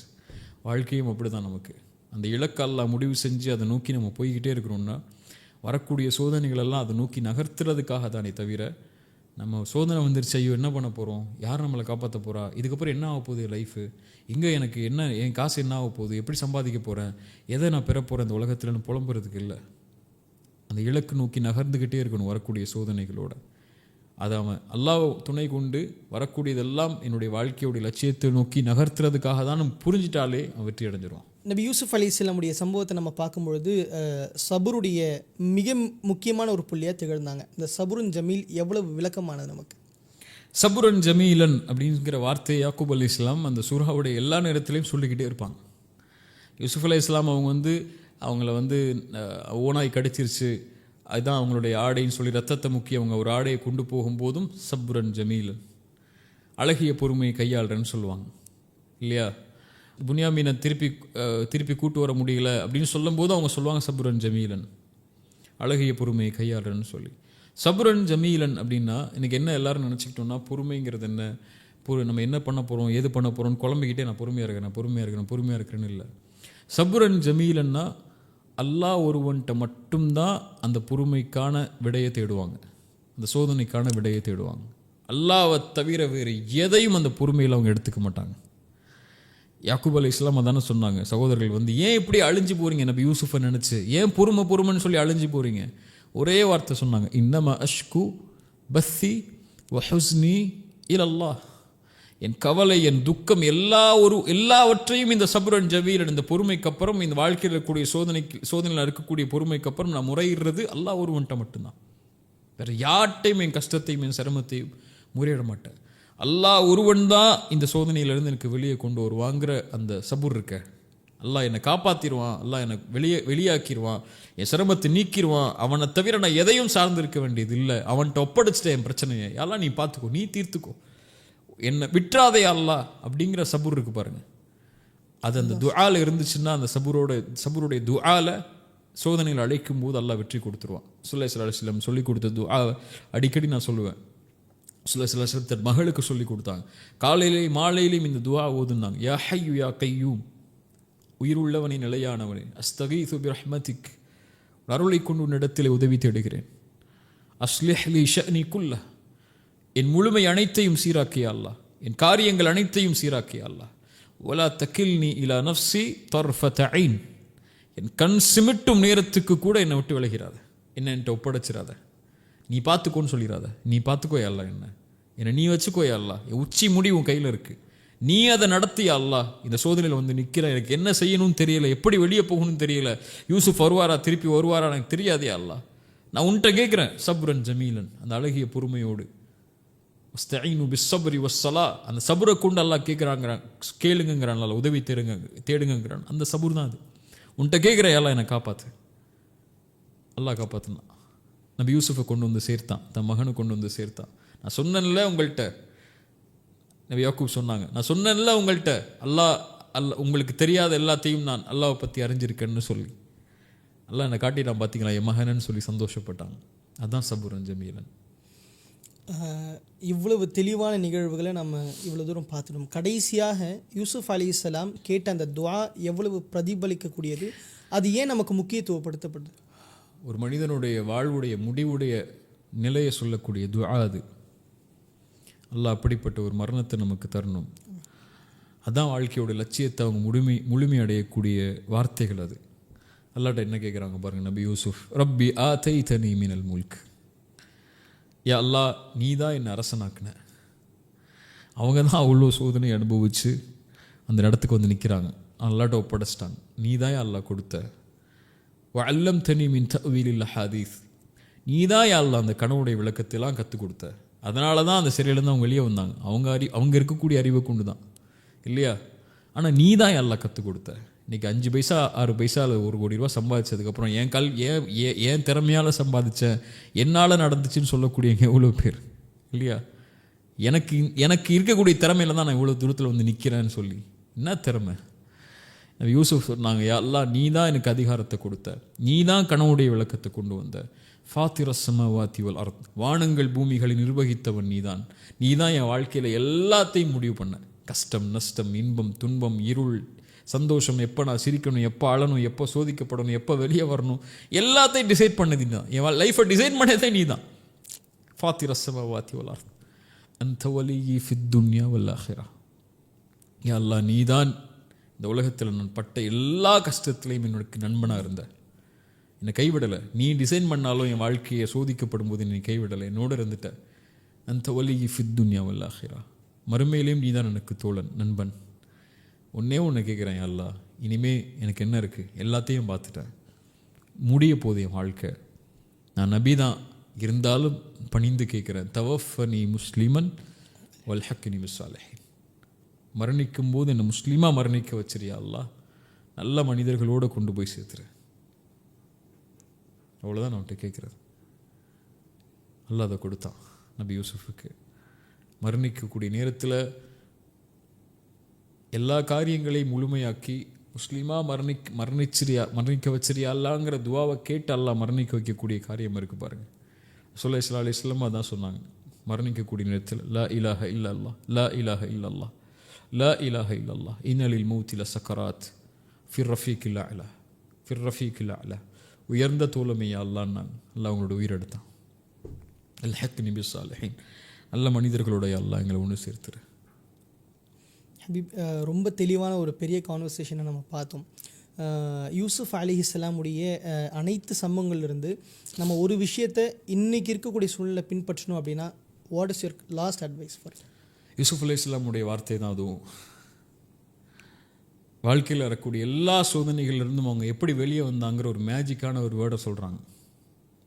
அவங்க சகோதரர்கள்ட்ட பேசினதுக்கப்புறம், இன்னஹு மயத்தகி வயஸ்பிர் ஃபஇன்னல்லாஹ லா யுதீஉ அஜ்ரல் முஹ்சினீன், யார் அல்லாவை பயந்து கொண்டு பொறுமையோடு இருக்கிறாங்களோ, வரக்கூடிய சோதனைகளில் அல்லாவை பயந்து கொண்டு அல்லாவுடைய பயத்தை எடுத்துக்கொண்டு வரக்கூடிய சோதனைகளில் மிக பொறுமையோடு சகித்து கொண்டு அல்லாவுடைய சோதனை அல்லாஹ் என்னை வெளியே கொண்டு வருவாங்கிற நம்பிக்கையோட பொறுமையாக அந்த காரியத்தை சகித்து அல்லாவுடைய அச்சத்தை கொண்டு நடந்து போகிறாங்களோ, ஃபஇன்னல்லாஹ லா யுதீஉ அஜ்ரல் முஹ்சினீன், ஒருபோதும் அந்த நல்லவர்கள் செய்யக்கூடிய செயலுடைய காரியத்தை அல்லாஹ் வீணாக்கிட மாட்டான்.